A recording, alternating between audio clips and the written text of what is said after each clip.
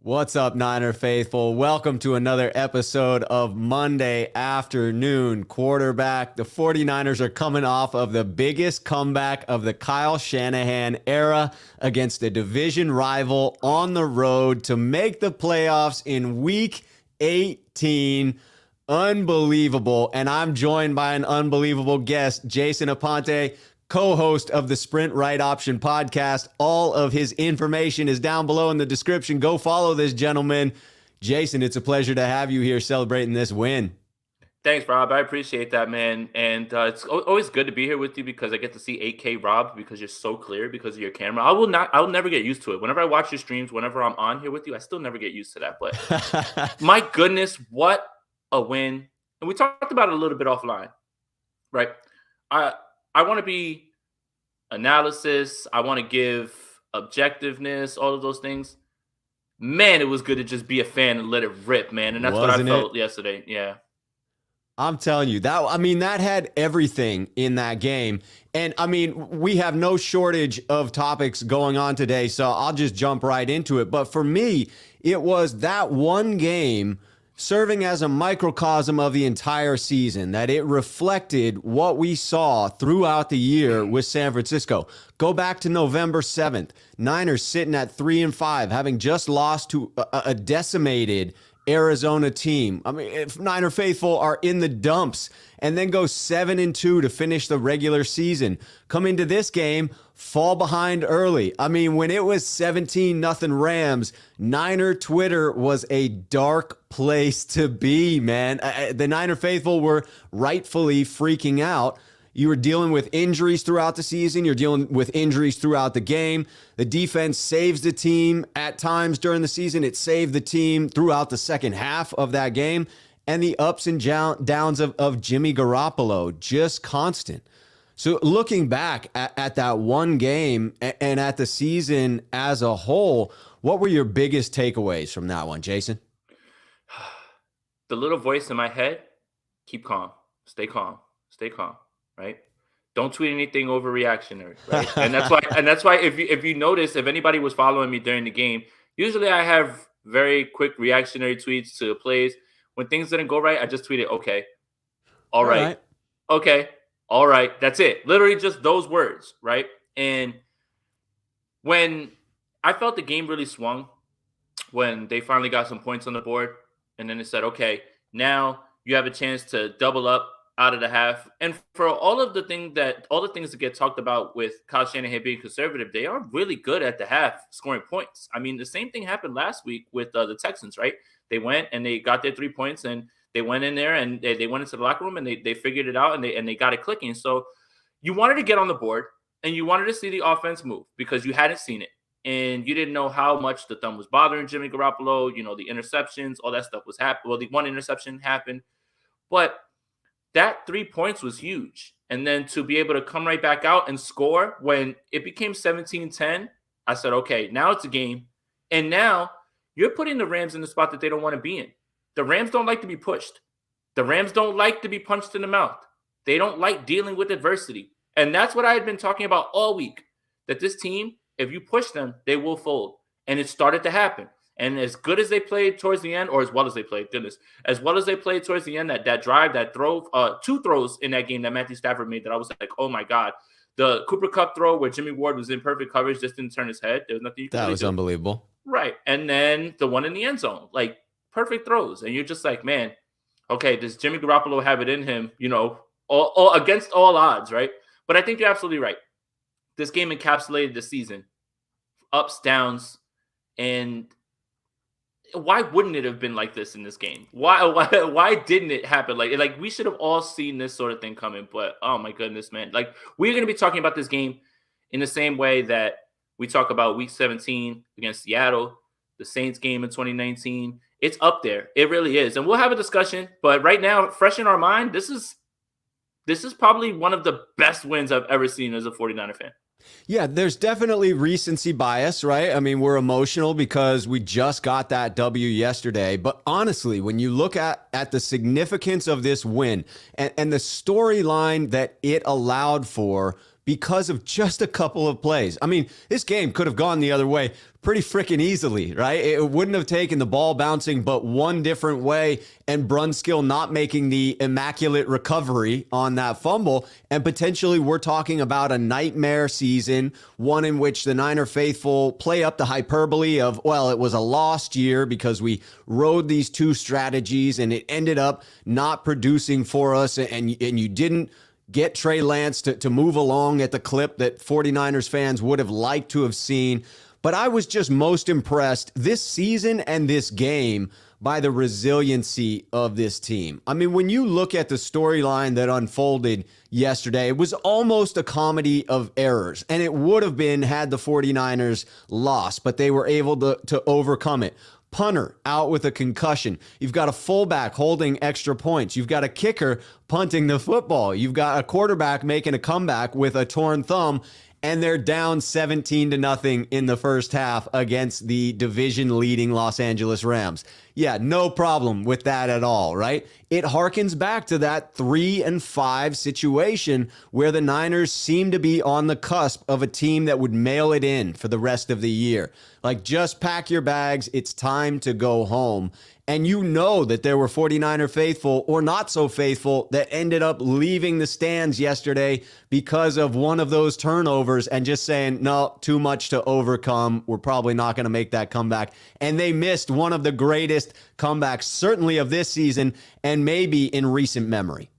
And after the punt, I believe, on the other side of the field, when the 49ers punted, I felt a lot of 49er fans say, okay, that's it. Nice season. We tried. Yeah, right. And I'm actually proud of myself. I never jumped out the window. I just sat there. I just sat like I promise you, big Simpsons fan, you know that gif of Lenny like this, and he's like that was literally me the entire time. I was just looking at the screen, not going crazy, not overreactionary at all. But I'm glad that I did it for the first time because I could cold take myself a million times during games, and especially when you think about the stakes. But that punt was the absolute right thing to do. At that time, you punt the ball away. Your defense is lights out. You got You got three timeouts. They ran the ball 3 times. You get the punt back. Okay, now you got to do it again. But can you argue with the result? Unbelievable. I mean, it took. Again, we'd be criticizing that decision had things gone the other way, but you got to judge by the results, and the results were a W for the 49ers, and so we are in celebratory mode today. Devin coming in here with the super chat. There is no reason we shouldn't have swept our division. If they would have done that, then if they would have done what they could have done, we would be a 1 seed or a W seed. I'm not sure what the W seed is there, but I'm assuming that's even better than the 1 seed. No, I mean, Devin, I get what you're saying there, and I think it's fair, and you can't go back and rewrite it, right? To me, it is those losses that made this season at the same time so maddening and at the same time so special, right? It is. To me, it's the delta. It's the difference between the lowest lows of the season and the highest highs. And when you're able to ride that and have those painful moments where you think everything is lost and that there's no more hope in the season, but then you rise up to that highest moment, to me, that's what makes this season to this point feel so remarkable, is that difference in between the two. So I'm actually, in a weird way, glad they lost those games. Yeah, and it shows, like you said, the resilience, and it shows a team that win in different ways. They literally beat the Rams into submission the last time, and there was no coming back from that. And then this game doesn't go their way. And then, imperfect situation with their quarterback. Who knew that you need a thumb to throw a football, apparently, but no problem for Jimmy Garoppolo at certain points. And injuries. The 49ers won this game without Trent Williams. That's wild. What? I mean, again, we're going to talk about this game for a long time. And this is going to be one of those games. I mean, I know we're going to get to it. But my goodness, man, Jimmy Garoppolo, this is like one that you really like. We all have to look at you like, yeah, man. This is why so many of us in 2017, we were like all in with you, bro. Like this was that moment right now. And I know there's a whole topic based on it, but man, I am so proud of that guy. I'm so happy that he was able to overcome that and do that with that injury, because Not many people thought he could. And I mean, look, the throw to Deebo Samuel, I think that one lives rent-free in my mind right Yes, now. as it should. Just because the shoulder shake was just enough to get Jalen Ramsey out of position, and then a dart outside the numbers when you got to have it, and Jalen Ramsey's this close to getting it, and then what does Deebo Samuel do? Do what Deebo Samuel has done all year and carry this team, man. I'm still buzzing over this game, and I'm likely I have to calm down because we do have to analyze another game, but I'm not going to get off of this game until about maybe Wednesday when we turn the page and we start to worry about the Dallas Cowboys. Yeah, no, ride that high. Ride that high. I'm telling you. Devin came back in to clarify. He says, sorry, 2 seed. My pudgy fingers pressed the wrong keys. LOL. Hey, happens to the best of us. I knew what you meant there. Just having a little bit of fun. But Devin coming back in. It hasn't been warmer than negative 10 degrees in the last 2 weeks. This win helped me warm up. Yes, I mean, I can't imagine being anywhere where it is negative 10. It's bad enough being in Portland, Oregon, where I'm at, just not getting any sun. It's another thing to be freezing cold on top of that. But I think for many 49er faithful, this game lifted them up. Jason, I was saying before the start of this show that I had a rough Saturday for whatever reason because my plans got canceled to go down there and be in L.A., and this game on Sunday pulled me out of whatever funk I was going through, and I'm bubbly just like you're talking about being right now. And I predict that will continue through this week. But one thing that didn't have me bubbly Sunday was the start that we had on offense in the first half. When trying to diagnose this, when you look back at the film of this game and of several games where the 49ers have failed to get going early on offense, do you see this as some result of Coach Shanahan attempting to find his play calling groove? And what I mean by that is you have the Steve Young interview with Matt Mayoko where he talks about Coach Shanahan attempting to smell blood in the water and then relentlessly attack it.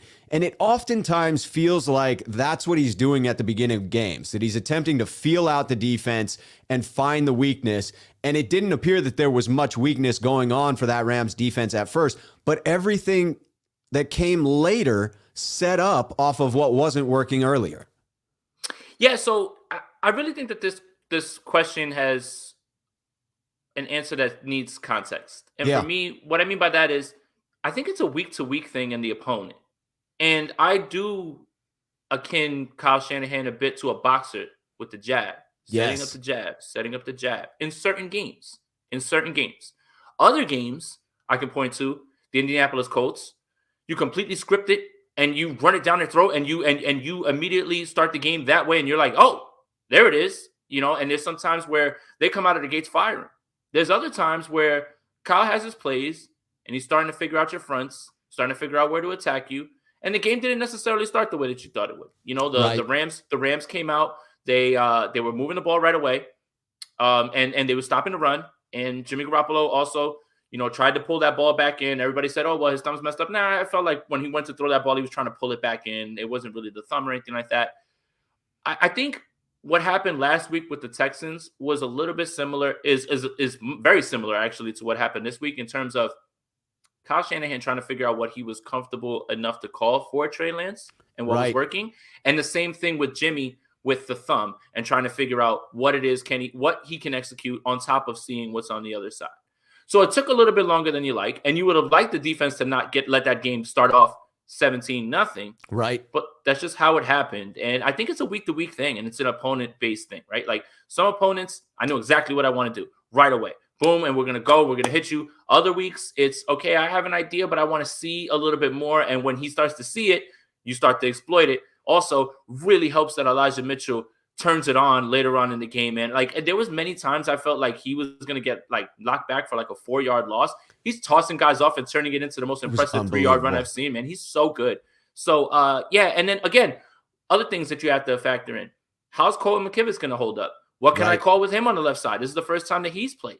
So a lot of those things, those factors go into it. So I think week to week personnel, if Trent Williams is there and then he just has to account for, you know, Jimmy Garoppolo's thumb, Right. and maybe the run game is clicking a little bit differently, then I think that he's fine. But in terms of that, I think he had to see a little bit of what his offensive line was going to do, how they were going to perform, and then, okay, this is what they're showing. Now we can marry the two, and now we can get to that place where you saw the offense start rolling.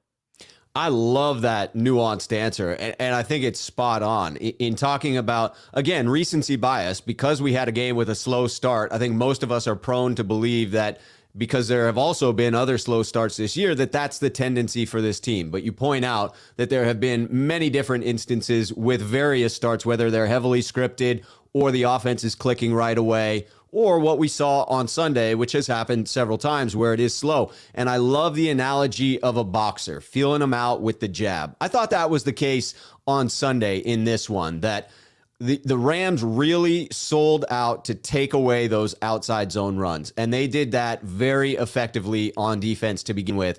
And then it was Kyle Shanahan adjusting that game plan and shifting almost all of the runs inside after that. I mean, it was wild. On that drive in the second half where they got 10 straight runs, 9 of those were inside the tackles, and it set up Deebo's fake outside where you had Jalen Ramsey come up, commit to that, and hit him over the top. Again, just next level in understanding what a defense is attempting to do and then reacting to that and taking into account all of the other adjustments that you mentioned, being without your all-star left tackle. Your quarterback's thumb is hanging on by a thread.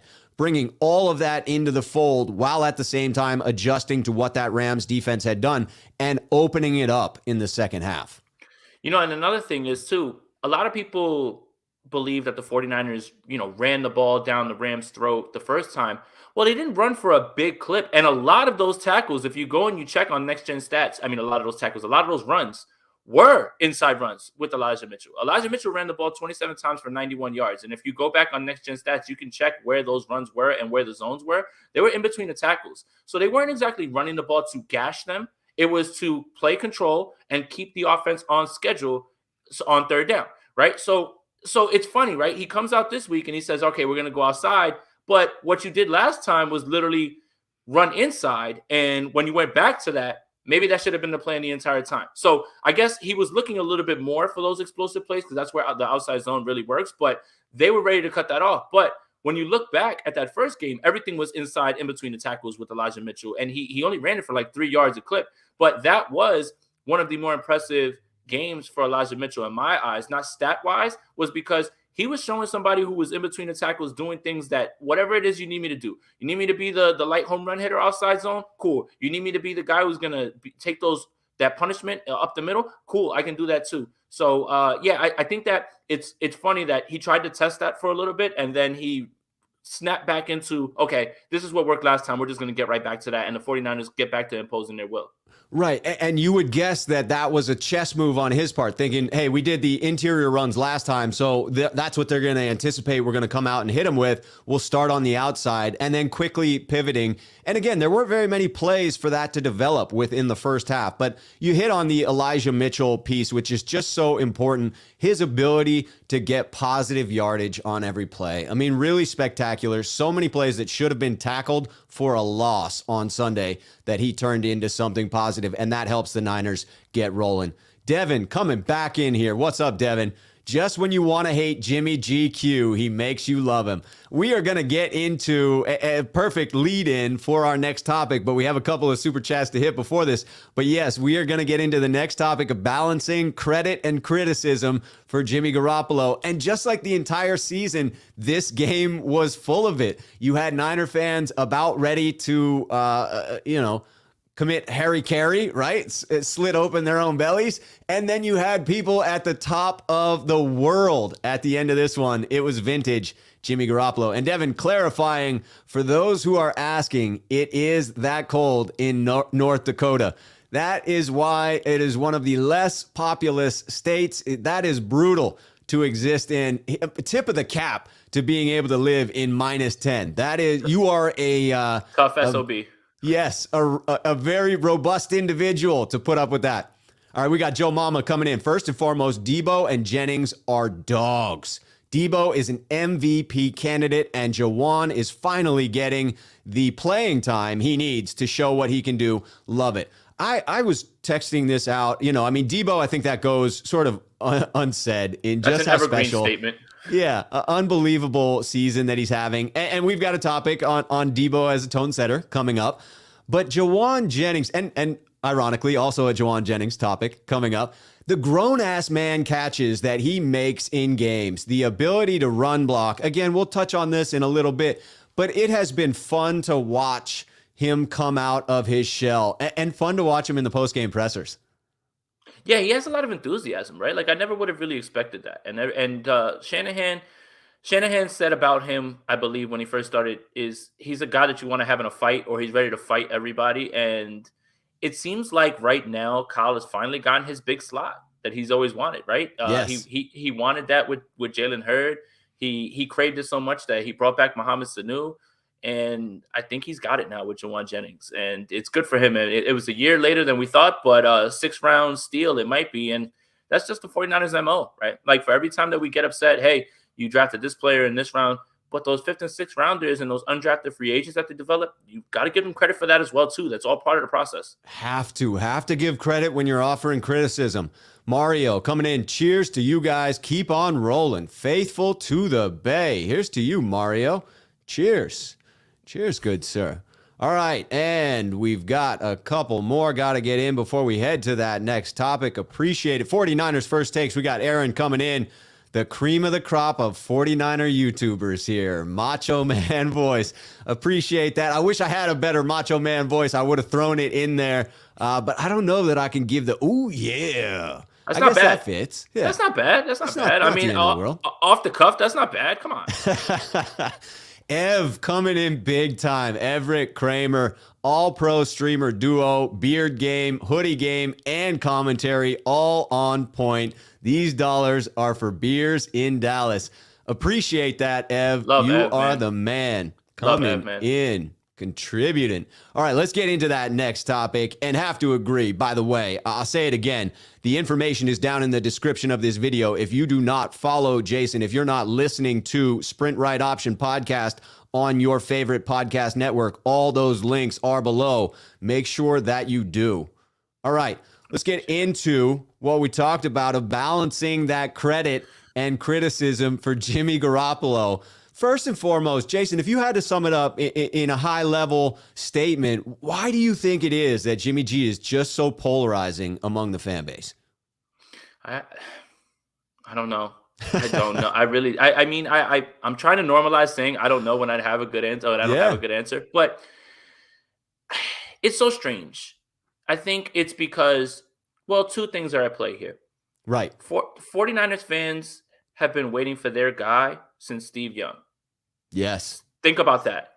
Now, no disrespect to Jeff Garcia. He was very solid while he was here. Yes, he was. But I don't think anybody ever confused him with the guy. Okay? You got a lot out of him. You thought it was going to be Alex Smith. For a little while, you thought it was going to be Colin Kaepernick. And then here comes this chin line, smile, 2017, first team that ever finished a season 6-10 after being 1-10, beating the AFC champions. Jalen Ramsey still hasn't beaten Jimmy Garoppolo. Yes, I'm citing cornerback wins. But a lot of us believed it. This is the guy. Here it is. We stole him from the Patriots. Here he is. He injects life into a team that was starting Brian Hoyer. He looks the part. He's winning games, clutch, down the stretch. And then it doesn't really pan out that way. 2018, he gets injured, and everybody chalks it up to, okay, we'll come back. 2019, obviously we know how that ended. It's not all his fault, right? But the injuries start to pile up. The front office tells you with their own actions, flirting with every single quarterback under the sun, and then trading up to 3, that this is it. Right. So I feel like a lot of 49er fans are hurt because in 2017, we got our guy finally. Sign him to a 10-year deal. Lifetime 49er. He'll be in the ranks with Joe and Steve, and he's going to join those guys. He's a winner. He's sat behind Brady. Look at him. Imagine what he's going to do in a year when he learns the playbook. Imagine what he's going to do when you surround him with weapons. Right. All of those thoughts were all in our heads. So it's not, and I don't do the revisionist history thing. I believe all of those things. And many of you, no matter how you feel about him right now, believe those things, whether you want to admit it or not. Yeah. And that's natural. So it's that more than anything, I think, is that 49er fans been waiting for their guy. You thought you had it, and now you hope that the next guy, Trey Lance, is the guy. And yeah. I think that's a little bit that's muddied the discussion around him. I think that is a great summation of why 49er fans have such high expectations, because it was a quarterback factory in the 80s and 90s, transitioning from Joe Montana to Steve Young. So we were certainly spoiled as a fan base with that quarterback play. And that was the high water mark for the entire franchise. And it has been attempting to get back there. And we were sold on that when we paid Jimmy Garoppolo $130 million plus after that amazing finish to the 2017 season. And I think most of us bought in hook, line, and sinker to that. And since that time, it has been this wild vacillation between great play, or at least solid play, and questionable play with considerable mistakes or missing considerable time because of injury. So it is like this abusive relationship that is mixed with wild positives and wild negatives at the same time. And I think that has built up an emotional reaction for 49ers fans. And the emotional reaction in this one, for many people, it seemed to be a refusal to give Jimmy Garoppolo credit because of the fact that he had multiple turnovers in this game. Jason, how do you see this breaking out as far as how much credit does Jimmy Garoppolo deserve for sticking this one out and getting the win? All of it. I mean, look, here's the thing about comebacks, right? One way or another, if it's not you, something is going wrong with the team that has put you in a position that you have to come back from. And whether that's yourself, like Matthew Stafford has the most fourth quarter comebacks. How much of that is him not playing well for 3 quarters and having to dig himself out of that? Or how much of that is sometimes your defense letting you down, or some crazy stuff happening? So that's the thing. It's like, I get the whole, Grant summed it up pretty well, and then Nick Wright stole it, by the way. I thought it was good. He's the arsonist and the firefighter, and that sort of thing. Yes. But there has to be things that go wrong for there to be a comeback one way or another. So, messed up thumb, 17-0, on the road, gotta have it, not playing well, and then against all odds, that throw to Deebo is a throw that nobody thinks Jimmy Garoppolo could ever make when the thumb is right. Outside the numbers, down the field, right? Boom, gotta have it. Touchdown, gotta have it. What are you gonna say to this man right now? I like, realistically, just be real with yourself. It's okay. It's okay. All of the criticisms that you guys have of Jimmy Garoppolo, they're still valid this morning. Yes. They didn't change. But you had to give the man credit. My goodness, man. He gutted it out, and he did what he did, and they won. It may not have been pretty, but for all of the people that prop up Jimmy Garoppolo as this guy who's like a top 10 guy, which I don't believe he is, and there's nothing wrong with that. He's still a starter in this league. That's right. He got it done. He won the game. And Kyle Shanahan made the right decision. No matter how it looked, they got it right, and he won. Give the man the credit, but you don't have to take away the criticism. Both things can be true. I think that's what people are struggling with is having two dualities, having two truths, and wanting to just go with the easy answer of only one being true instead of the reality, which is true with most topics, that the truth lies in the middle somewhere. That just because you're giving him his credit, just because you're talking about how clutch he was in delivering a game-tying drive for 88 yards in just over a minute, it doesn't mean that you're not criticizing him for the brutal turnovers that occurred and the miraculous fumble recovery by Daniel Brunskill that otherwise could have been the nail in the coffin for the 49ers in that first half. And I think that giving him that credit, again, doesn't mean that you're saying he's perfect. It's just recognizing when he does something positive, just as you recognize when he does things poorly.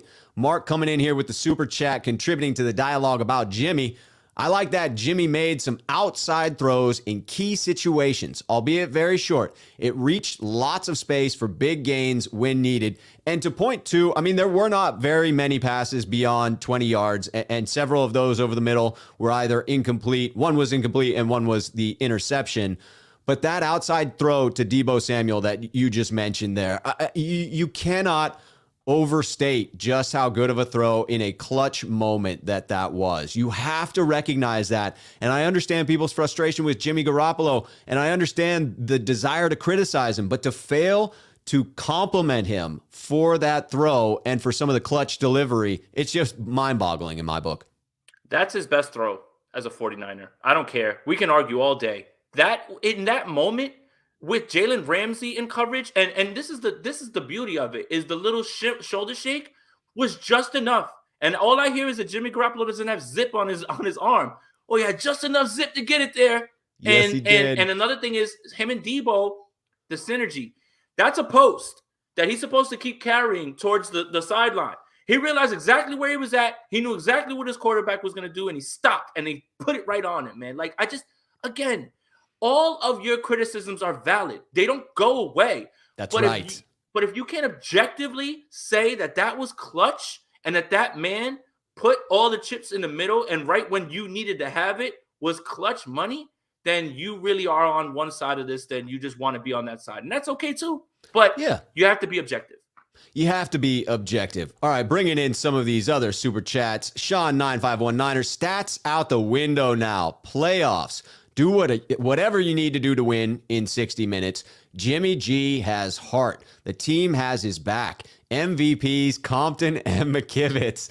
Maybe a little bit of hyperbole there, throwing McKivitz in there. But the comment about the team having its back, that goes back to all of the, I'm not going to say it's conspiracy theories, but a lot of folks would imply that there are folks within the locker room, teammates within the locker room that are not sold on Jimmy Garoppolo. But I will tell you, from a body language standpoint and from people talking about Jimmy in post-game pressers, I get the very real sensation that he is respected and beloved within that locker room. When I heard Jauan Jennings it exuberantly say Jimmy threw a dime on that one. To me, it speaks of a happy teammate right there. Someone who is thrilled for the success of Jimmy Garoppolo. They all have his back. And again, I'm going to cite this. I probably said it a million times for anybody who's ever heard me speak. So many 49ers on this team have only known success with Jimmy Garoppolo. Yeah. And they are going to follow that man into the midst of Valhalla. And that's how they look at it. And look, there's guys that have been here before him through different regimes. There's guys that were here when Harbaugh was here. And they remember Chip Kelly. They remember Jim Tomsula. They remember how it was going early on in Kyle Shanahan's tenure. So they will follow him. And that's it. It's as simple as there's a human element to this game as well. And it's not so much, hey, it's just a coworker. So many of these guys had their only winning season with him and have had their best moments as professionals with Jimmy Garoppolo at quarterback. And you cannot discount that. Yes, the team vibe, the locker room vibe. I mean, 2019 was a magical season for the faithful, for the fan base. But if you looked at how much fun the locker room was having that year, I mean, you can't tell me that the bonds there weren't so deep on that team. Sean951 coming back in. Jimmy G is so polarizing because he showed us 5 games in 2017 where he was elite. He is the quarterback of a team with good defense, running game, coaching, and no Super Bowl yet. Yeah, I think that it is the potential that this team has, the proximity to the end goal of that Super Bowl win. I mean, let's be honest. One completed throw and some defense afterward.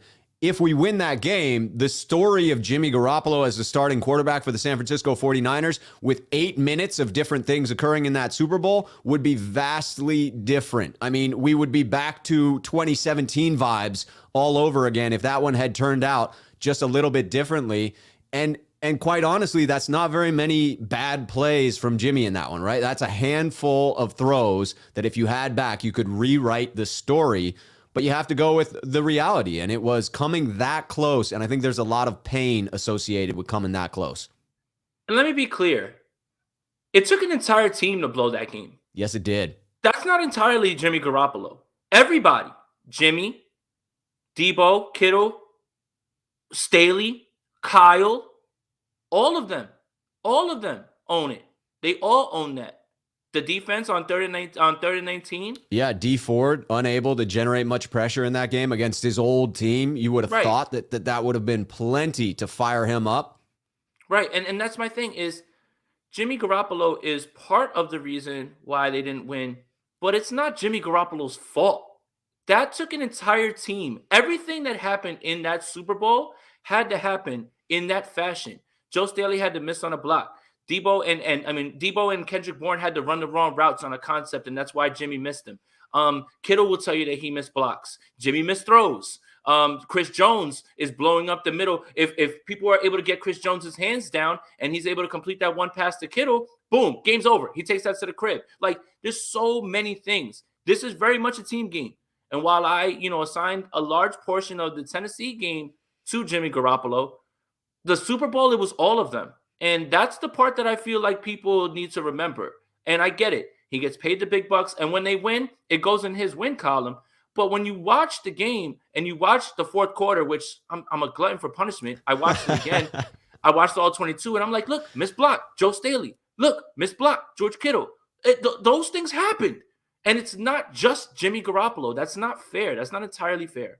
Amen to that. That Niner guy coming in, Jimmy just doesn't make sense. Weak arm, big mistakes, team actively trying to replace him, but the dude wins. A lot of credit to 10, but also how about the 2020 and 2021 draft classes coming up clutch? I think that surmises it very nicely that, yes, in fact, it is this quarterback that has significant limitations. He is mistake prone at times, and yet delivers in the clutch. And I think it is fair to recognize that this team had its resurgence because of depth and those key pieces that came through for the 49ers, many of which we were ready to write off early in this season. Yeah, I agree. And that's a good point, too, about the draft classes and everything. The 49ers were in a position where they could make that move, and it was time, right? But I do want to point out this. That was never plan A. They had exhausted every single other quarterback that they could before finally they were like, all right, I think we got to move up to 3 because everybody's gone, including the guy that they just beat in week 17. Yep. Yes, they did. Flirted with everybody. Boba coming in here. It's a similar mindset with Kyle. I think there's a fear of the unknown. If we can continue to win without Jimmy when he moves on. Yeah, I do think there is an unknown, and Kyle does like the known quantity of Jimmy Garoppolo and what he brings to the offense. I think it was the simple fact that he has access to 100% of the playbook, and when he smells blood against Sean McVay, Shanahan wants to attack, and he doesn't want to have to call a play that he thinks the rookie quarterback is more comfortable with. He wants to call whatever play he thinks gives him the best chance to step on McVay's neck. And he was proven right by the end result. Yeah, Kyle has trust issues with everything. That's why Josh Norman played so many downs, right? And it's just he was like, I don't want to run anybody else out there. I trust him, right? And he and that's the thing is, I tried to tell people all week, this isn't a he doesn't believe in Trey thing. Right. He's comfortable going into that game, and he felt that Jimmy Garoppolo was going to do enough with his thumb to be fine, and he trusts Jimmy. And that's it. That's why I never really criticized the decision. And that's why also I said many times, I never wanted Jimmy Garoppolo to come out of that game unless there had to be one thing that was the only reason he comes out of that game. The thumb was just completely done. Right. Injury. But if he's struggling and not playing well, no. You sit there and you ride it out with Jimmy Garoppolo. You don't ask the kid, hey, kid, get in there and save the season. Yeah, because come save us. Right. If he's ready to play, then there's no excuse. So that's why I never was like, oh, well, you got to take the guy out. No. You make the decision, lay in the bed, but guess what? The result came out. Yeah, you made your bed. Now you've got to lay in it. That's for sure. Mark coming in under the same circumstances. Would it have been Brady's fault if the Niners lost the 2019 Super Bowl? I mean, that's a fair question. I think that when you have a legend like Brady, you're more likely to forgive him. I think it is the short resume for Jimmy Garoppolo that makes it easier for the haters to spew that hate. I'm of the mind that if it was Tom Brady, they wouldn't have lost that Super Bowl. They would have had that game locked up. That's a fair point. But at the same time, it's not apples to apples. It is Tom Brady. Like, Tom Brady won a bunch of Super Bowls before he lost one. Yeah. And he's built that equity. And again, a lot of this has to do with the 49ers fan base's impatience with, one, not getting a Super Bowl for a long time, and two, this is your guy. And all of that stuff is thrown in. That's a little bit different, right? Like, Brady won his first year that he started playing. Yeah. And that's it. And then The they won again. Grew from there. Right. And then they won again like the next year, the 2 years later. And then, like, he's built that equity. He's allowed to lose Super Bowls. He's lost, what, 2? Right? Yeah. To the Giants. Yeah. And the Eagles. No, he lost 3 then. 3 then. So yeah. So two to the Giants and to the Eagles. And he's the GOAT. But he's won so many that it's like, man, who cares? Yeah, it is that 10 equity. Super Bowls. It's wild. Wild.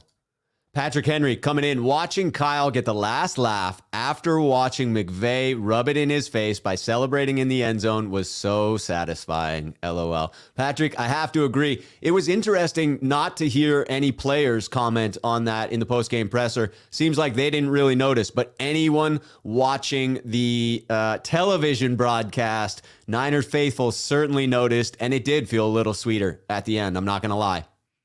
That's how you know that man was pressed and Kyle's in his head. That man was celebrating like they just raised the Lombardi. Oh, when have you ever seen a coach run into the end zone? In the second quarter with 6 minutes remaining. Like, it's and wild. my question is this. Where's the guy that holds him back on the sideline? What did the they fire holdback him? coach failed in his duties. Fire that guy too. The Rams folded completely and on all levels. The holdback coach, the defense, all of that stuff. But it's clear that Sean McVay is like, oh, here it is. We got him now. 17-0. We got it. We got it. Yeah. Sean McVay going in with 45-0 when leading at the half. Didn't quite work out that way. And part of the reason is this next topic, Deebo Samuel setting the tone. Again, for me, he just does everything asked of him and why he is the MVP of this team in my book, even with as special of a season as Trent Williams has had at left tackle. Deebo doing everything for this offense is really lights out for me. And that first rushing touchdown to start the second half changed the game. It was that play that delivered the 49ers confidence. It solidified that small window of momentum shift that had occurred at the end of the second quarter when they got that field goal, right? That was critical, but it was that touchdown to open up the second half that really changed the game in my book. Where would this team be without Deebo Samuel? I mean, not at 10-7 in the playoffs. Every single time they need a play, it's him. Every single time. Doesn't matter the opponent. And I want to say the turning point on this season was in Chicago. And on third down, 3rd and 19, I'm in the stands. You're feeling the vibes from everybody. And it felt like, okay, let's just throw this pass to Deebo Samuel. Let's give our punter some breathing room. Let's get a few yards. Let's get out of here. Right. Deebo Samuel takes that and nearly houses it. And he does 2 things. Saves the 49ers season and saves Jimmy Garoppolo's job. I was at that game. Trey Lance was warming up out of the half. It was close. They don't show that on the broadcast. No. And that's not a rumor. I saw it with these eyes. The guy was ready to go. But Deebo Samuel changed the season. Saved the season. Where were you when Deebo Samuel saved the 49ers season in Chicago? Where were you? Because after that, they lose the game to Arizona next week. Cool. But they had to have that one. Yes. And if they didn't, they wouldn't be here. And they wouldn't have had that confidence every single time you need a play. Week 1, week 7, week 17, week 18. It's always Deebo Samuel. Always. And any other way. This year is so special. I know that we just saw what Cordell Patterson had, which is like the 8th year breakout, which is, very typical for everybody. In the 8th year, that's typically when you see a star rise in the NFL. Right, but Deebo Samuel being essentially the backup running back and Jeff Wilson being an afterthought, even though he had been playing well going into these last 2 games. It's just Kyle Shanahan's missing that home run hitter with Raheem Mostert, and Deebo Samuel gives you that every time he touches the ball. Like, he may have one run that'll be 40 yards, but he'll have the other ones for like maybe 2 or 3 yards, but he's still missing that home run ability. That's what made Raheem Mostert so special, and that's why he loved him so much.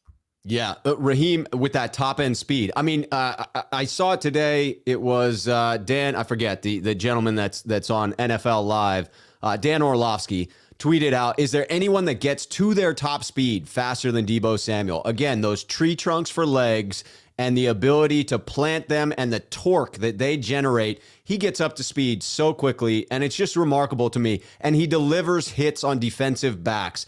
Even when Ramsey came in and delivered the first blow in that game, it appeared that he got the worst of that he bounced off of Deebo's, robust lower body and came up chirping. But Deebo didn't really budge too much in that one, right? No, he lost that one. Deebo even looked at him like, you all right, bro? Yeah. You good? You good?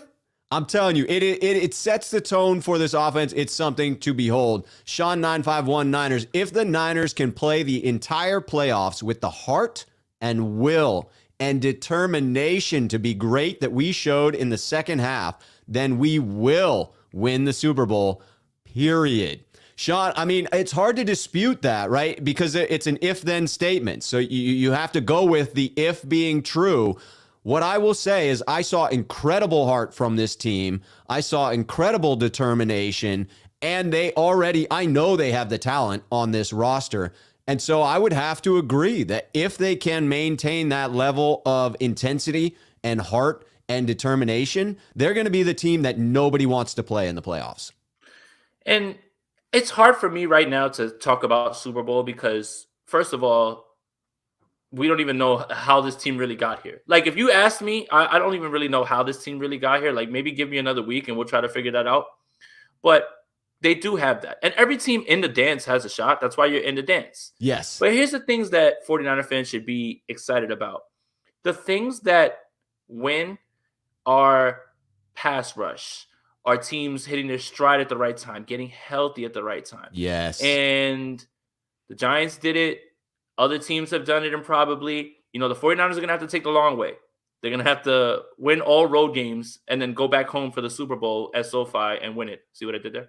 And, and that's the thing is they have the ingredients to get it done. But we're going to see matchups, and we also have to find out the shape of some of these teams. Are the Bucs going to get back Levante David?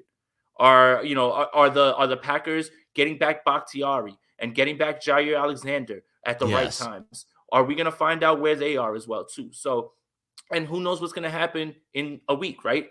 I don't want this for anybody, but somebody else gets injured. That's important, right? The Bucs are suddenly not as formidable, right? Is Leonard Fournette going to come back? Chris Godwin's not going to play anymore.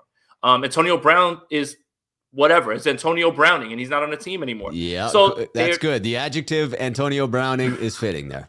That's the only one I could think of without being harsh or anything like that. Yeah, I get you. The mental health thing is tricky to, like, it's funny and it's sad, and so that's tough.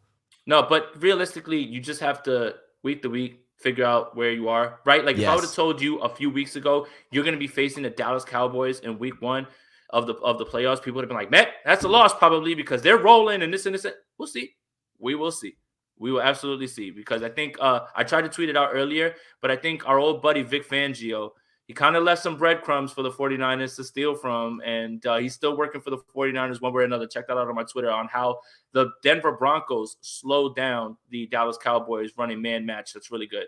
I'm telling you, get down there. The description contains his Twitter link. Get down there and get over there to see just what he is talking about. Frame Rippers coming in. I'm a Boys fan, and I have lots of respect for the physical nature of the 49ers play. I predict Boys winning, but getting beat up. 90s revival, great show. Appreciate that, Frame Rippers. Respect that. And I agree, it is a revival of what I thought was long gone and dead. I had a deep deep hatred. I don't even use that word anymore to describe my disdain for other fan bases. But in the 90s, as a teenager, I was far less reasonable than I am today. And hatred was not a strong enough term to paint the picture of how I felt about the Dallas Cowboys, in particular, after our saving grace, Deion Sanders, and that 94 season traded his Niners uniform for the Cowboys star. And I wrote F Deion, but it was more than just the F in there, and proudly wore that on my Jerry Rice 101 t-shirt to every game I attended from like 95 through 98. And slowly but surely that hatred drifted away because there was no relevance. Like, there was just never a year that the Niners and the Cowboys were really good at the same time. But here we are, and lo and behold, some of those ill will feelings are bubbling up within me, and that disdain is growing pretty heavily, Jason. Yeah, and I know Rob doesn't look whatever age you think he is because we talked about being a teenager at that time, but I'll tell you this. I wasn't a teenager, but I was really close, and I remember it. That's why I wore the shark tooth hat. We bringing the 90s back.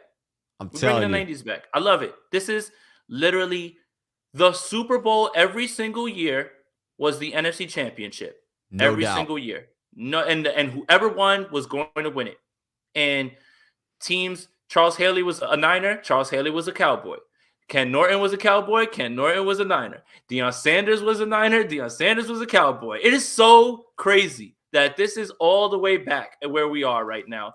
And that's why my father is the person who gave me the game of the 49ers. Quick story. Nice. He went to Indiana University when Joe went to Notre Dame, and that was it. Joe was bigger than Jesus in Indiana, and how religious Indiana is, and that's it. He just followed him.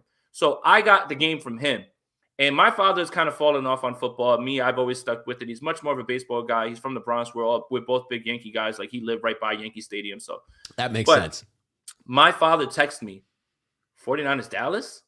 And I was like, oh, I'm not gonna curse on your show, but I was like, oh, Dad, it's effing on. I was like, you know what time it is right now. And he goes, I am gonna be tuned in 4:30. He was like, I can't wait for this game. And it's true that it went away. Right, the closest that we got to it. I mean, the only time that they've met in the playoffs, I think it was 95. Was that last NFC right? title It has been since then. Right, and shout out to Guy Haberman. Love Guy Haberman. Love Middlecoff. He pointed out that 1995 NFC title game is still the fourth highest watched football game to this day. 58.5 million viewers. And think about this: in 1995.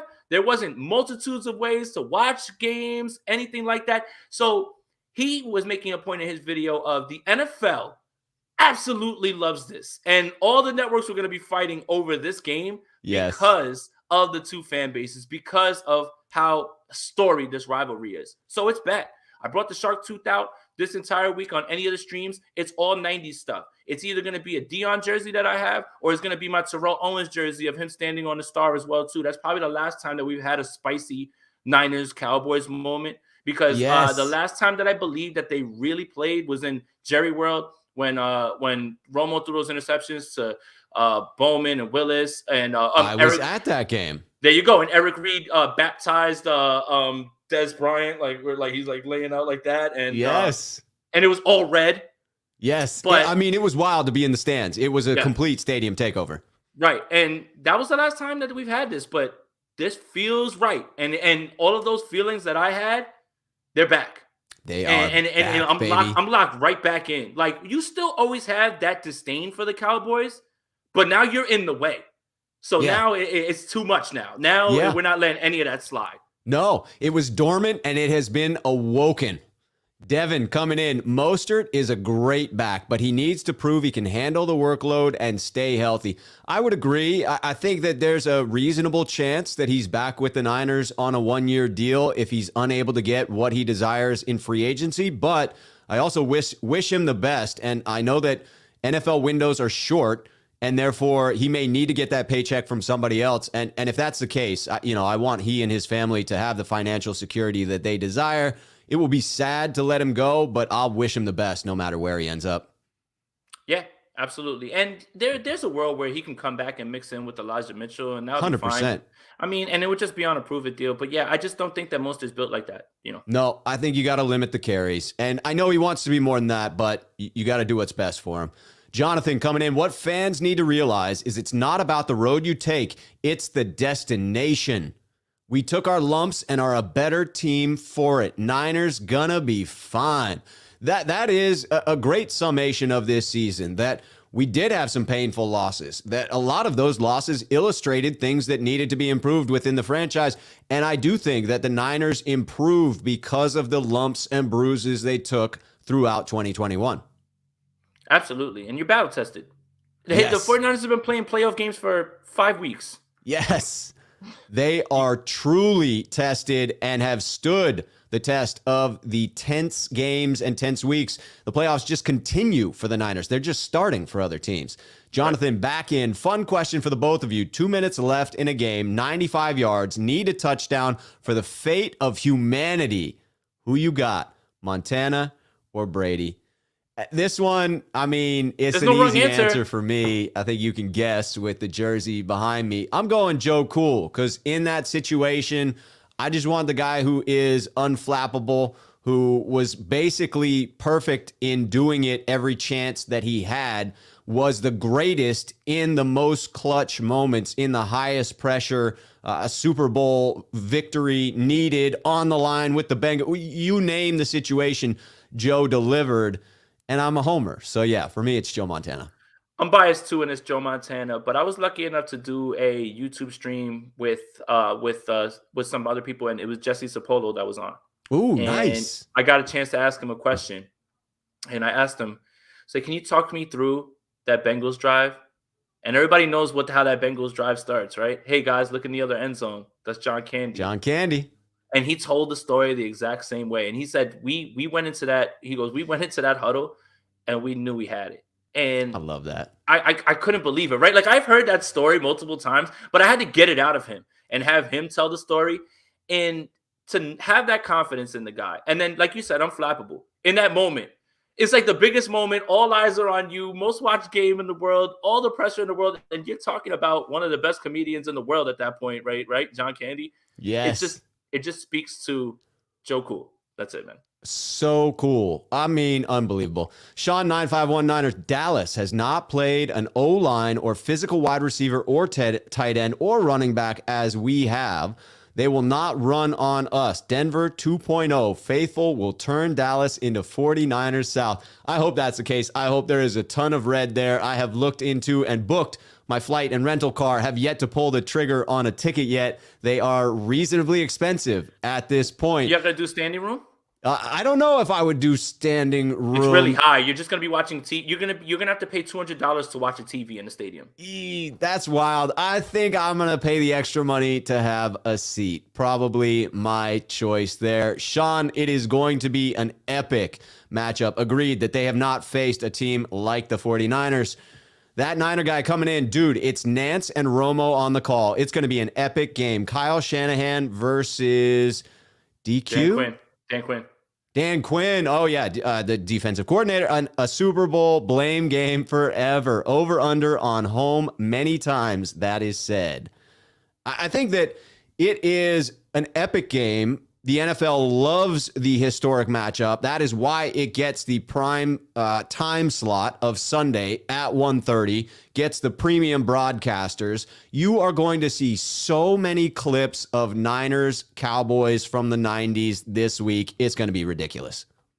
I'm so excited for this game, man. I mean, I'm just I'm excited for this game, but I'm still on the high of this other game, so I'm trying to slow it down a little bit. Yes. But it's hard not to get excited, especially because I remember losing to them every time, and then they just go and they roll on the Bills, and it's so annoying because you're sitting there like, the 49ers would have done that, damn it. and Chris Berman is the one who's more mad because he's the one every single year, Bills Niners, this is the year, Bills Niners, and it never happened. It was either they didn't make it or the Niners didn't make it. And yeah, I mean, they're probably going to say 5. I'll set it at 5, and I'm smashing the over. Yes. The CBS broadcast understands all that. They're going to play up all of that. And yeah, the Kyle Shanahan, Dan Quinn thing, man, I think that's something that people need to understand. Dan knows what Kyle wants to do. Kyle knows what Yes. Dan wants to do. Let's find out. Let's find out, man. Let's find out. There's some familiarity there. Brittany Brown coming in. McVay reminded me of P. Diddy, always dancing in other people's rap videos. Joking aside, more dangerous, 6th seed in their conference, Pats or Niners. I got to give the edge to the Niners here. I mean, I think that they are, to your point, that coming into the playoffs, you want to be firing on all cylinders, and the Niners have that momentum. This is a wild and crazy year. Anything could change from one week to the next, but going into it right now, I would rather be the Niners than anyone else. And if I'm some other team, the last team I want to come up against are the San Francisco 49ers. Yeah, you know what's funny? The reason I don't take the Niners too is because they don't have a rookie quarterback. Oh, how's Mac Jones been doing the last 6 weeks, guys? As big as you guys were talking before, you weren't being fair in your evaluation because that man has not looked the same. He threw another pick 6 this week. They lost again to Miami. Oh, well. He's a rookie after all. Yes, he is. He's vulnerable. Maybe you guys should have slowed down a little bit. He's gonna be fine. He's gonna be a good starter in this league, and we all know that. But relax. Yes. Wise, sage words. Devin coming back in. Jonathan R., you put Brady playing in the 80s and 90s, he would be a bust. You put Montana in the 2000s with all the protection, he is even better. I fully agree with the second half of that statement. I can't get on board with the first half. You may have injured Brady. I mean, the 80s and 90s were different players. Quarterbacks got abused. And it was a shorter lifespan for a quarterback. When you watch those Giants matchups against the 49ers, Joe Montana took a beating. And yes, I do think that ended his career prematurely. And therefore, I think it's fair to say he would have had more success in the 2000s. But let's be honest, Brady, they call him the GOAT for a reason. He is spectacular. I'm not taking anything away from him, but I will say that Montana would have increased stats for sure. Yeah, it's flag football now. Yes, it's wild. Jennifer Torres coming in. Can I get a 3-minute rant on McVay, the clown in the end zone after we owned them 5 games straight? He set me off. You were not alone there. There were a lot of 49er faithful that took exception to that celebration. How's that not a flag? Yeah, right. I mean, you saw the ref right there saying, hey, you got to get back. The get back coach deserves to get the fine, right, for not having yelled get back at Sean McVay. And it was just out of character. It's not typically something that you see, again, in the first half of a game. It would be weird to see it in the fourth quarter, but at least then you'd be like, oh, okay, he's celebrating the win. In the second, it's just wild that he chose to do that. I have a hard time believing that it didn't add some motivation for the 49ers, but maybe it just motivated us as fans. Yeah, and you know what? It just lends to the whole point that McVay was the little brother playing Madden, yelling for mom. Mom, he's doing it again, and he's not letting me. Mom, come on, tell him to stop. He wanted to win this game so badly. And, yes. And it's so funny. The Rams won the NFC West yesterday. And after the game, they didn't pop any champagne, wear any shirts. They were all sad. That is a terrible NFC West victory party when you're like, I just can't celebrate. I love it. I'm so happy. What a win, man. I'm not letting this go. I told you, I got 2 more days to ride this high, and then we're turning our focus to the Cowboys. Yes. Well, as you should ride that high. I was just about to go to the next topic, but Richie coming in with the super chat. Alden Smith had the Cowboy, Justin Smith, to protect him and take on double teams. Could Eric Armstead become Nick Bosa's Cowboy? We need more Bosa sacks. I don't know if Eric Armstead has the same ability to take on double teams that the Cowboy did. Matter of fact, I will say he does not have that ability, but he does have incredible length as a defender, just not the Cowboy-like strength of Cowboy, how he earned that nickname, just incredible grown man strength. I would like to give incredible credit to Eric Armstead for the season that he's having, but I do think that Cowboy was special in that regard, and I don't know that they're allowing defenders to get away with quite as much grabbing as they did back then either. Yeah, and I mean, it's not fair to compare him to, Justin Smith's a hunk of a man. That's all. Like, he didn't like Yes. work out in the gym or anything like that. That's just strength, right? Like, Yeah. he just. But also, Nick Bosa's in a chokehold like every Right. single time. Like, it's like I know you want sacks and everything, but they're not calling anything on him, and he's constantly being put in a chokehold. It's wild. So he's doing enough because he's still demanding that attention one way or another. So maybe flip it. He's the Alden Smith that is demanding the attention, and now Eric Armstead's getting to get off and now do his thing now that he's more on the inside. Same goes for Arden Key. I like that. And Arden Key, DJ Jones got himself a sack. Any chance I get to put up the DJ Jones barbecue sauce, I do that. Yeah, he is allowing others to eat, and that is absolutely a fact. All right, we just got time for a couple more topics, and the last one's got to be on to Dallas. So let's hit this one. San Francisco's surging run defense against the Rams only gave up 46 yards rushing on 26 attempts. When you're talking specifically about the Rams running backs, that is 1.77 yards per carry. And then you look at Eric Armstead's post-game presser and the confidence that he is exuding in just security of the dominance of that D-line, their ability to generate pressure, and most importantly, what he was hanging his hat on is the play on the field when it comes to stopping the run, and the fact that they made that a priority early on in the season when they were struggling with it, and they have since turned that around, and it's been night and day from the first half of the season to the second half of the season. It has become a strength of the team, and what a critical strength to develop going into the playoffs, where teams love to rely on the run game as it gets colder. Yeah, and I think this is a stat from Jordan Elliott, splash cousin of Niners Nation, so this isn't mine, but I'm going to take it. I believe the 49ers allowed a 100-yard rushing in 8 of the first 9 games. Yes. And I think they've allowed 1 since. That's it. And that was the game, Seattle, where it was an 80-yard fake punt, right? If it weren't for that, it would have been under 100 yards in that one too. Absolutely. And those 2012 defenses, 2011, remember they had that long streak of not allowing 100-yard rushes. So when you're able to almost made the whole season without it. Right. So when you're able to make teams one-dimensional, then it plays into your favor. And again, teams clicking at the right times. And not only credit the defense, credit DeMeco Ryans. He's done an incredible job this season. Incredible. A lot of people were upset with him earlier in the year. I wasn't really sure why. He's still a rookie DC. But I will restate what I've been saying. He is further along in his first year, obviously with better personnel, than Robert Saleh was in terms of play calling and game planning. And I don't really think that's not a stretch at all. I get it. He never had Saleh didn't have Nick Bosa. Saleh didn't have, Jimmy Ward and Tart and them playing like the way that they're playing. I get that. And Aziz and Fred, I get that. I get all of those things. At the same time, he's what I'm trying to get this name off the ground, and whatever, I might just be screaming into the void about it, is the chameleon. In terms of week to week, opponent to opponent, he is switching things up, doing things different based on personnel, based on your matchups, based on what you want to do. I'm going to try to take those away based on what I've got going on. So when you look at how this defense is a top 5 DVOA defense this season, I believe, or something like that, it's on the back of the fact that Josh Norman started many games. He's starting a rookie right now across from Emmanuel Mosley. They had Aziz Al-Shaair or Dre Greenlaw this entire time. It's the injuries, Mo Hurst, all of these guys, that Arden Key's coming on now.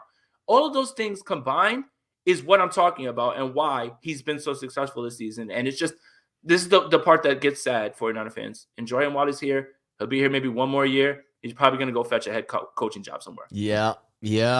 It's the shame of having such a rising star, is that you're probably only getting him for a short period of time. So appreciate it while you have it. Yeah, you talked about the DVOA. If you're talking specifically run defense, it's obviously even higher. They finished the season with the number 2 run defense DVOA. From week 6 by onward, the Niners posted the number 1 run defense in the league. And there's no coincidence that it was with the shift of Eric Armstead and my man, DJ Jones, coming into the center. Got to get that autofocus working there for that barbecue sauce for DJ Jones's dad. that portion of the proceeds go to charity, so make sure to get some. Although I heard, maybe it's my promoting it, it's sold out. So, I don't want to take credit for it, but I'm going to take credit for it. So it has been an incredible turnaround and just a spectacular, spectacular resurgence there. HR coming in.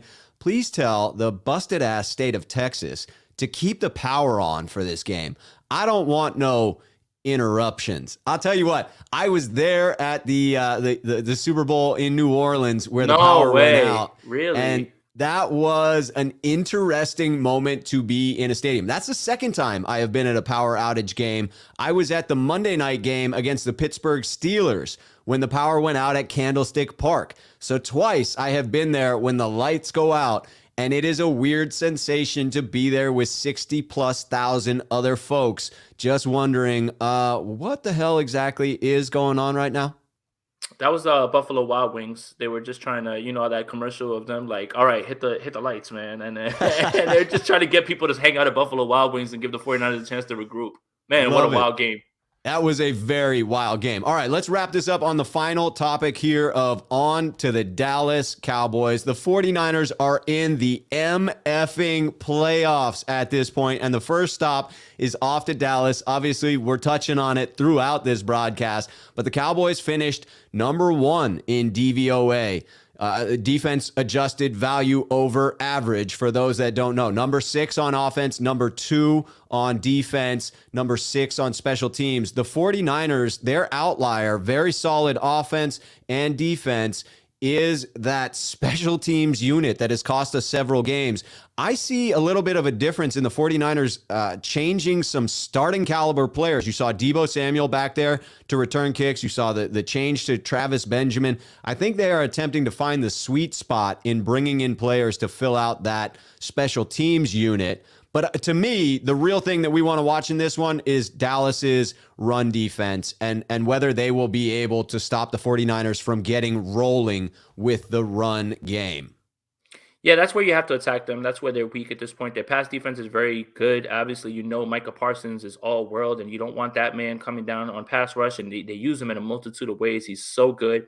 Trevon Diggs takes the ball away, but at the same time gives up. He giveth and taketh. I mean, giveth and taketh away. If you look at his numbers, he gives up a ton of yards, like so many yards, man. So it's not like there's no fly zone. He's just very opportunistic. So make sure you take your chances wisely, right? Like that's the one thing I will always give Jimmy Garoppolo and Kyle Shanahan credit for in these Rams games.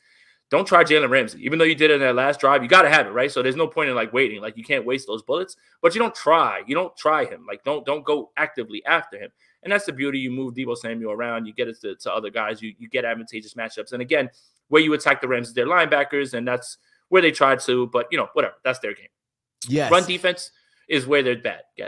It is. And if you can get rolling like the Arizona Cardinals did against them, that changes the entirety of the game, right? That is the 49ers' strength, their forte. When they can get the run game going, play action sets up off of that, control time of possession, rest the defense, allow them to get after the quarterback, force the opposition into obvious passing downs where our line can pin their ears back and get after Dak Prescott. Because if you don't, it sets up to be another matchup you have to keep your eyes on, which is that Dallas offense and a pretty explosive wide receiver room, even after the injury to Gallup, and their ability to attack the secondary. Now, a secondary that is on the ascension, right? It is going from one of the weakest position groups on the team to, with Ambry Thomas and Emmanuel Mosley out there, looking pretty solid compared to the rest of the league. Yeah, I mean, hey, Rob, look what happens when rookies get reps. It's unbelievable. Unbelievable. And I admittedly wasn't exactly high on Ambry Thomas, but I never shut the door on him as if he couldn't, improve. I didn't necessarily like what I saw at camp. I didn't necessarily like what I saw during the preseason and in some limited action. But that's the beauty, is that there's that door that is still open for development. And again, Croc says this, and he's been dead on. He was one play away from having his confidence shoot through the roof. Well, guess what? That play just happened. And now you start to feel it because he had always been in position. He just didn't feel like he was confident enough to go get the ball. Being in position is great. That's a great start. But the confidence is now you got to make plays on the ball. So does that interception open the door for him? He's going to need to play his best football because CeeDee Lamb and Amari Cooper are ballers. And not thank God, because I hate saying things like that because I hate injuries. And I think the world of Michael Gallup. I think the 49ers should go out there and go try to sign him next year also. Like I think that much of him off of the ACL, but it's a good thing he's not playing because then you're really in a bind. But yeah, when you look at the secondary, K'Wan Williams will probably be back. Yep. The only thing that's up in the air is Jaquiski Tartt, who has been lights out. I understand Hufanga's been good, but if you're going to need coverage in this game, that's not necessarily his strength at this point. So we're going to have to keep our eyes on that. But largely, everything is coming together. They're getting healthy. We probably see Azeez Al-Shaair back in this game. Dre Greenlaw had a pretty good game this week. He's back. And now the defense is starting to round into shape completely. So it's all happening at the right time. So they need to take care of what they can against their run defense. And it's going to be critical for what they do in the secondary and how they cover and what the game situations are going to be. If you're able to slow down Ezekiel Elliott, and I'm more worried about Tony Pollard than I am Ezekiel He's the more Elliott. explosive of the two right now. Right, and he's been running a little bit better this year. Like, he just has. If you watch them play, he just runs a little bit better. He has that little bit of giddy up. Like, those big runs are not coming with Zeke. He's still that guy in between the tackles, and he's still a fine back. Yes. But Pollard has that little bit of giddy up. Like, that is just he's seeing the holes and he's hitting them and he's faster. And I think 49er fans got a glimpse of it last year, the last time that they played, right? Like, he necessarily wasn't ripping off big runs, but then he gets that one big run, scored 2 TDs, I believe, in that game. So Pollard's the guy that you're really looking at. But if you make them become one-dimensional, Kellen Moore has a propensity to get into a funk with his play calling, and Mike McCarthy's a mistake waiting to happen with his time management. So I think it really just comes back to the original point. Kyle Shanahan, Dan Quinn, I know you, you know me. Who's going to get it done? Because in 2019 when they faced off, it was closer than it should have been and they lost. Yeah. So where we at? What are we doing here, Kyle? Like, do you have it this time? Can we get some vengeance? Yes. All right. We got to get you out of here because the Sprint Right podcast begins at 5:30. So I'm just going to cruise through these super chats here. Again, the information to follow and go watch that live is down below. Sean 9519ers coming in. Given the way the game went versus the Rams, down 17-0. Stafford with 140 yards at the half. Rams in 5 quarters had 265 total yards. Unsung hero DeMeco Ryans.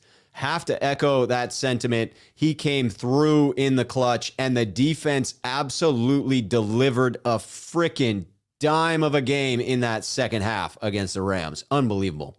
Way to go, DeMeco. I mean, adjustments from DeMeco and Kyle. I mean, you really can't ask for a better combination and a better first year for a rookie defensive coordinator. You can't. Fred Hampton, Gun Club. Rob, you really think Brady winning against the Eagles, Bears, Giants, Saints, Washington, and Dallas teams that Joe had to go against and win? Nah. I mean, it's fair to say he could have struggled, but I mean, again, he is referred to as the GOAT for a reason. I'm just not one to rewrite history in that regard. It's hard for me to say that he wouldn't have been as successful when you see the physical skill set that he has as a quarterback and his ability to deliver wins time and time again. Yeah, and I think that Rob's not saying anything that's like definitive. He's just saying, I'm not ready to just say he wouldn't have. And the mistake of all men is to ever doubt Tom Brady in any fashion, anywhere. And that's the folly of man. That's why people, I want the Bucks. No. No. We're not doing that. Stay away from that. Do not call out the man's name, okay? If you have to play him, you have to play him. But don't start calling the man's name out. Like Michael Jordan, and I took that personally, he is the same type of guy. He just needs a little bit to get going. He doesn't need much. Don't do that. Yes, I am with you. George coming in saying, I hate to throw some negative into the situation. Appreciate you throwing some negative into the situation, George. But the last time Dallas defensive coordinator beat us the last time when he was with the Atlanta Falcons. Just keep that in mind. He knows Kyle Shanahan pretty well. Yeah, Jason, you hit on that, and it is going to be a big theme for the 49ers. But you know who else knows Kyle Shanahan pretty well? Sean McVay. And Kyle Shanahan seems to be able to take advantage of that. I know that Atlanta game came down to the wire. I think that one was more about Julio Jones and the 49ers' inability to bracket cover, double cover, or do anything that would slow his progress that day. it was much more about Julio Jones than it was Dan Quinn in that one. And my hope is that we now have two suitable starters on the outside coming up at just the right time, and the Niners are firing on all cylinders. But to your point, it's going to be a hell of a matchup, and I'm looking forward to it. Yep, that's the chess match I'm here for, and that's realistically what I'm looking at. I'm not looking at matchups in terms of, who's going to guard this guy. Nope, it's Dan Quinn against Kyle Shanahan, and now we're going to find out. But to your point about knowing Sean McVay, Raheem Morris and Kyle Shanahan were on two different coaching staffs together. Right. Three, actually, I believe, if I'm not mistaken. Tampa Bay, Washington, and Atlanta. Oh, yeah. So he knows Raheem Morris, and he's been getting the better of Raheem Morris. He knows Sean McVay because that's little bro. So we're going to find out. I think that Atlanta game was a little bit more of a one-off than you think, but it's definitely going to be an amazing chess match. It is going to be an amazing game. This was an amazing show. Jason, I just want to say thank you for being on the broadcast. It was, as always, a pleasure to have you here, good sir. Appreciate you, man. The conversation flowed. I wish I could give you more of the time and everything, but Andrew's going to, yell at me if we don't get this done as well, too. But I always love coming on here with you, man. I love your content. I think you're one of the best doing it. And, anytime that you ask, I'm here for you, bro. I appreciate that. Like he said, he's got to go beyond sprint right option. All of that information is below. There are a bunch of you watching right now. I think all of you should be headed over there right after this. I will be back on tomorrow. Follow the Twitter feed if you want to get the alert of when I am going live. Tomorrow afternoon, probably in that 4 to 5 range. Again, fantastic show today. I will be back. Until then, cheers, 49er faithful.